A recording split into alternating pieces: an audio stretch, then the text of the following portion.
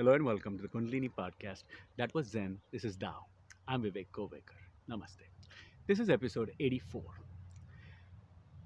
Today I'm going to talk a little bit about the ego. And I know I have talked about this subject before, but I see a completely different angle due to some events that were brought into my life. Um, how shall I say this? Sometimes life interferes with spiritual practice, but then you find spiritual ways to uh, find a solution for it that is harmonious to everybody involved and bring the events to the right closure.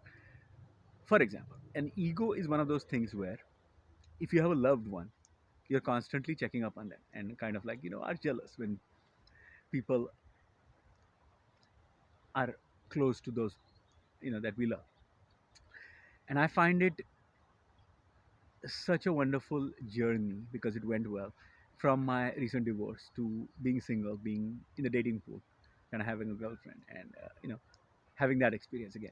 So yeah, things went in a direction where I didn't expect, and I had to make some changes in my life because of that. So I thought I'd okay, let me make a video and talk about this. Let me talk about the ego. The manifestations of the ego once you start to reassess a situation, see a particular event or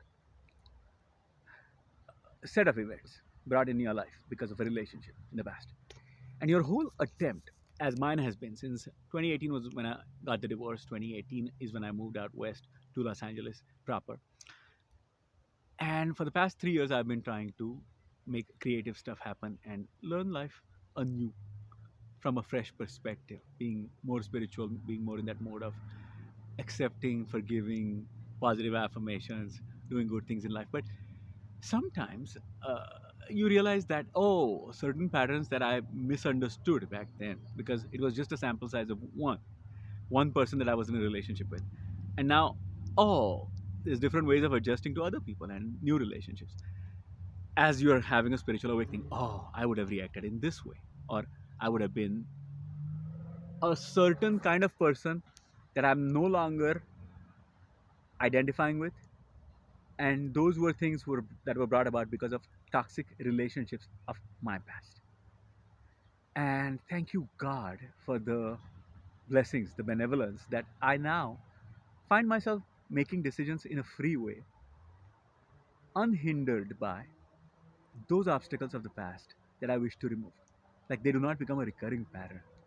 Sometimes you're like, oh, bracing for something, but hey, I never put the seed in the ground, I never put the water in there. No negative thoughts. I found a way, alternate nostril breathing, or affirmations, or some form of meditation, some self activated relaxation. I call it that because I would like to go away from the term meditation as I use it. Because in the way people understand it, instead of me trying to say, well, there's different kinds of meditation, that becomes more pedantic and really professorial of me. Instead, I should just say, hey, you know what? Let's call it self activated relaxation. A moment of respite, a break from what you have consciously identified as repetitive patterns and thoughts conducive to a spiral that is downwards, which you'll have to recover from. Yes, at some point, some mechanism, if you have set up fail safes and multiple mechanisms and left it out of your um, conscious control, given it over to the higher power, that's what the surrender is for. God, take care of it. God knows your rhythms. You have made the effort. You've put strong habits in yourself to go back into that state of awareness, consciousness, emptiness, harmony, bliss, being in the moment. And where you have to go is a set place. How you get there are your mechanisms and how many ways you have tried. So I was having a conversation with a person and they made me aware because I was explaining this concept of meditation. How do you meditate? What are your habits and routines? And I was explaining the same things that I do in the video. But then I realized I could have a conversation at a deeper level because this person was very knowledgeable about spiritual matters and it was a truly pleasant conversation. And it was brought to my attention that what I was talking about was more self activated relaxation than meditation. How so? Really, when I talk about integral yoga, as I have in the past, there's different branches of yoga which, if you apply to your whole day as a principle, except for the hours when you're asleep, it becomes a routine, and it has to be a routine, a habit, a discipline. To bring new patterns that will bring in habits that bring you into conscious awareness, meaning you're not in a train of repetitive thought and pattern. You don't allow unobserved thoughts that may be harmful to you. You use your mindfulness practice. Let's say you've collected some capital by doing mindfulness and meditation practice as a practice. When you're eating something mindfully, today is your session of 20 minutes. Or meditation, same thing. You're sitting there meditating for 20 minutes with a guided meditation or whatever you know, breath, mantra, anything. When you're already doing those things and there's a habit, even to remind yourself to go in that state, and which is suitable to you at that moment, to go back into that state, then the outer ripples, the ripples in your outer consciousness, because instead of calling subconscious mind, conscious mind, those become rote, programmed, meaningless words eventually. Let's give the analogy of ripples on the surface and a deep churning within in the ocean. If the ripples have quieted down and there's a clear surface, you can see beneath, and it's kind of settling down and going into that same ripple-less state all the way down, the churning below as well as the ripples above, is one way of looking at it. You start seeing ripples in a pond. So this person was talking about how do you make it into an everyday thing at every moment. And I told her this is akin to, in Marathi, I think we talked about yoga and anusandhan, getting closer to the divinity that is within you. But you only get there by being in that stillness at every layer. Your job is only to get yourself to that level of stillness. That's what I say in Karma Yoga, Integral Yoga, all these blog posts that I have made. I'm going to leave links in the comment section for you to read those blog posts as well. Your job on a minute to minute basis is find some way to take your daily activity. Don't change the way you have your day. Yes, you sat 20 minutes in meditation. The goal, as she expressed it, was, oh, I can only do 20 minutes or 30 minutes. Can I do more? I'm like, no, leave it at 20 minutes. That's okay. Bring that back into the other parts of your life. And that's how the conversation got started about yoga and anusandhan, trying to reach the inner divinity by bringing this mechanism, not just in that 30-minute uh, period when you sit and meditate, but also outside.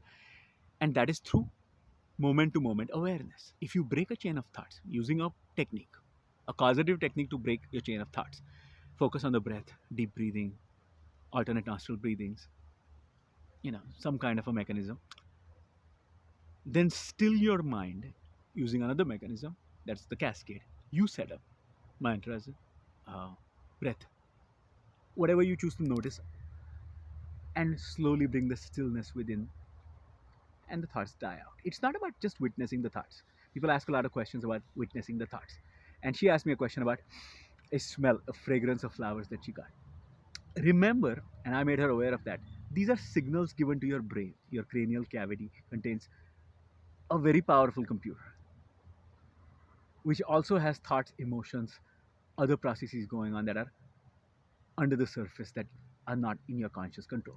Your breathing, your heartbeats, the functioning of your liver, your kidneys, your eyes is not under your conscious control. Where you choose to look is because your attention was drawn there.